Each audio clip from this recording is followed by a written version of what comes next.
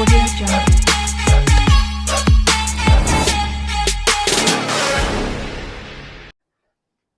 तो एक बार फिर से स्वागत है आपका स्टूडेंट्स आपके YouTube channel Shubham Sharma classes पे। तो जैसा कि हमने क्लास 10 साइंस का second chapter acid base and salts इनकी प्रॉपर्टीज हमने पढ़ ली, ठीक है, और शायद आपको समझ में आ गई होंगी। तो भाई बात अब यहाँ पे आती है कि जैसे केमिस्ट्री का एक एल्गोरिथम होता है कि आपसे कोई कहा जाए कि भैया आपको कोई चीज दी जाए और आपसे कहा जाए कि आप इसको बताओ कि इसका टेस्ट कैसा है, यानी कि एसिड है बेसिक है, तो भाई क्या आप उसको चख सकते हो? नहीं, क्योंकि वो आपके सेहत के लिए डेंजरस भी साबित हो सकती है। अब तब आप क्या करोगे? आप कैसे पता लगाओगे कि यह भाई एसिडिक है बेसिक है? नहीं पता लगा सकते ना, नहीं लगा सकते, ठीक है, क्योंकि हाँ वो तो लगा भी लेंगे जो भाई उसको सीधा खा जाएंगे, और खाने के बाद बताएगा कौन? इंसान तो रहेगा ही नहीं, है ना। तो चलो इसको देखें।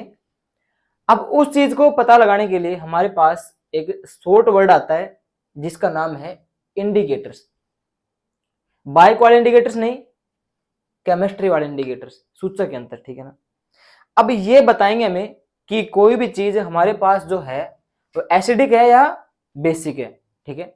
तो let's talk about this word, है ना। अब इनके बारे में क्या कह रहा है? These are the substance which change their colour smell in different types of substance. कि भाई इंडिकेटर जो है ये अपना कलर और अपना इस स्मेल है जो इनकी सुगंध है उसको चेंज कर देते हैं जब ये कोई दूसरे ऑब्जेक्ट के संपर्क में आते हैं। अब दूसरा ऑब्जेक्ट कौन होगा भाई? अगर ये एसिड के संपर्क में आए तो एसिड के हिसाब से अपनी स्मेल है और कलर है उसको चेंज कर लेंगे। अगर ये बेसिक के संपर्क में आए तो बेसिक के हिसाब से अपना जो कलर और स्मेल है उसको चेंज कर लेंगे। अब हमारे पास एक बढ़िया बात हो गई कि हम बिना टेस्ट के उस चीज को बता सकते हैं कि ये भाई एसिडिक है या बेसिक है, हमें चखने की जरूरत नहीं है। हाँ, जिसको भूख लगी वो चख सकता है आराम से, ठीक है।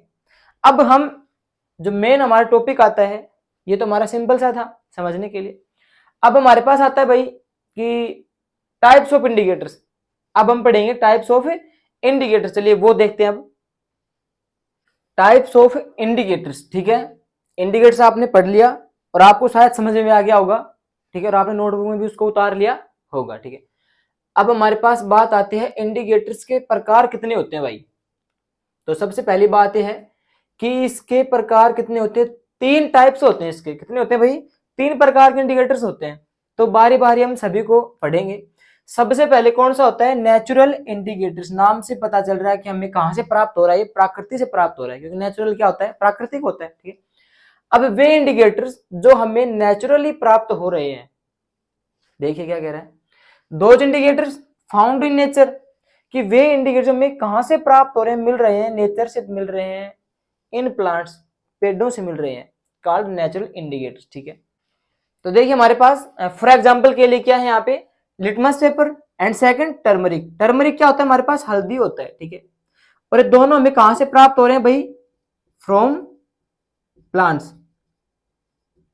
ठीक है, नेचुरली प्राप्त हो रहे हैं। अब लिटमस पेपर आपने प्रीवियस क्लास में पढ़ भी लिया था, लेकिन फिर भी इसको दोबारा देखिए आप। जब हमारे पास कोई ब्लू लिटमस पेपर आता है एसिड के संपर्क में, तो वो कैसा हो जाता है? रेड हो जाता है। और दूसरी तरफ अगर हमारे पास रेड लिटमस पेपर आता है किसके संपर्क में? बेस के संपर्क में, तो कैसा हो जाता है? वो ब्लू हो जाता है, नीला हो जाता है, ठीक है। और वही हिसाब है टर्मरिक का, कि टर्मरिक जब एसिड के रिएक्ट में आती है तो उसका कलर येलो ही रहता है, as well as same to same रहता है, जैसा है वैसा ही रहता है। लेकिन अगर बात आती है बेस की, तो अगर टर्मरिक को हम बेस में ले जाएंगे तो वहां पे उसका कलर चेंज होकर क्या हो जाएगा? रेड हो जाएगा। ओके, यहां तक समझ में आया? अब इसका नेक्स्ट टाइप्स देखिए। तो टाइप्स ऑफ इंडिकेटर्स में हमारा सेकंड है सिंथेटिक इंडिकेटर्स, ठीक है। सिंथेटिक मींस क्या होता है? Man made. आपने सुना भी होगा, मानव निर्मित, उसको हम सिंथेटिक भी बोल सकते हैं और मैन मेड भी बोल सकते हैं। अब उसके अंदर हमारे पास देख क्या होता है? दीज आर केमिकल सब्सटेंसेस, यानी कि इनको लेबोरेटरी में बनाया जाता है, रासायनिक प्रयोगशालाओं में इनको बनाया जाता है, ठीक है। जो रासायनिक प्रयोगशाला होती है उसके अंदर इनको प्रिपेयर किया जाता है केमिकल्स की सहायता से। ओके, तो अब इनके एग्जाम्पल है मिथाइलिन ऑरेंज एंड फिनोल्फथैलिन, ठीक है ना। अब इनका देखिए एसिड और बेस के अंदर कैसा नेचर हमें देखने को मिलेगा। सबसे पहली बात आती है मिथाइलिन ऑरेंज की। जब मिथाइलिन ऑरेंज को एसिड के संपर्क में ले जाते हैं तो इसका कलर कैसा हो जाता है भाई, रेड हो जाता है। कैसा हो जाता है, रेड। और जब इसी को बेस के संपर्क में ले जाते हैं तो इसका कलर क्या हो जाता है, येलो हो जाता है। ओके, अब सिंथेटिक इंडिकेटर्स का नेक्स्ट एग्जांपल है फिनोल्फथालीन। इसको जब हम एसिड के संपर्क में ले जाते हैं तो इसका कलर जो है कलरलेस हो जाता है। ठीक है, कैसे हो जाता है भाई, कलरलेस, या उसको आप बोल सकते हो पानी के जैसा कलर हो जाता है उसका, लाइक एज वाटर। ठीक है, लेकिन जब आप फिनोल्फथालीन को बेस के संपर्क में ले जाते हो तो उसका कलर डार्क पिंक हो जाता है। कैसे होता है भाई, उसका कलर है डार्क पिंक, या आप उसको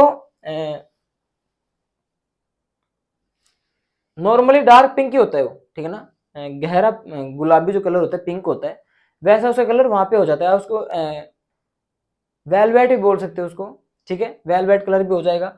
लेकिन ज्यादा उसका कलर दिखेगा आपको डार्क पिंक दिखेगा। कौन से मोड के अंदर, बेस के मोड के अंदर। ठीक है, अब हमारे पास इसी प्रक्रिया में थर्ड जो है इसका टाइप्स वो है ओल्फैक्टरी इंडिकेटर्स। इनके बारे में देखिए। these substance have different order in acid and bases। ठीक है, ऑर्डर क्या होता है हमारे पास, स्मेल होती है। क्या होती है भाई, स्मेल, सुगंध उनकी। ठीक है, तो अभी कह रहे कि इनकी जो स्मेल है डिफरेंट होती है एसिड और बेस दोनों के संपर्क में आने के बाद। ठीक है, अब इसको आप समझ सकते हो कि इसमें ना तो कलर चेंज होगा, कुछ भी चेंज नहीं होगा, इसमें सिर्फ इसकी स्मेल के हिसाब से पहचाना जाता है। ठीक है, जो आपका ओल्फैक्टरी जो इंडिकेटर्स है ये सिर्फ और सिर्फ स्मेल के हिसाब से ही इसको जाना जाता है।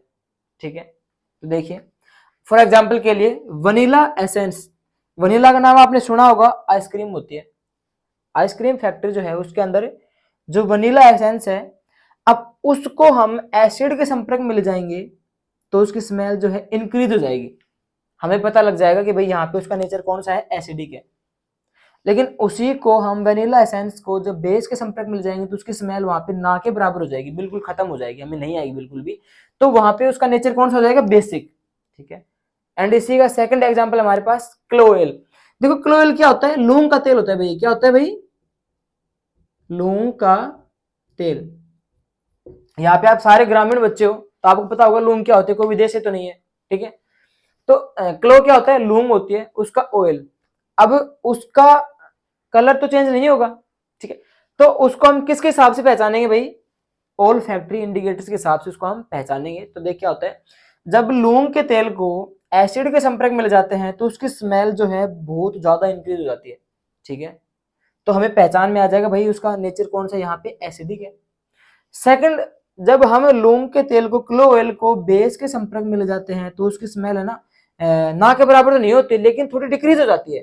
ठीक है, वनीला की तो वहां पे क्या हो रहा था, बिल्कुल खत्म हो गई, नेग्लेक्ट हो गई बिल्कुल भी। लेकिन इसकी यहाँ पे क्या हो जाएगी भाई, डिक्रीज हो जाएगी, आएगी जरूर लेकिन क्या हो जाएगी, डिक्रीज हो जाएगी। तो ये थे आपके टाइप्स ऑफ इंडिकेटर्स। अगर आपको इसमें से कहीं पे भी कोई भी टॉपिक्स के अंदर प्रॉब्लम हुई है, समझ में नहीं आया, तो आप हमें कमेंट बॉक्स में बताइए, हम उसको आपको दोबारा बताएंगे। ठीक है, शायद ऐसा कोई बच्चा होगा जिसको समझ में ना आया होगा। ठीक है, सभी को आ गया होगा, मेरे को लगता है शायद सभी को आ गया, जिसने समझा होगा उसको तो आ गया होगा।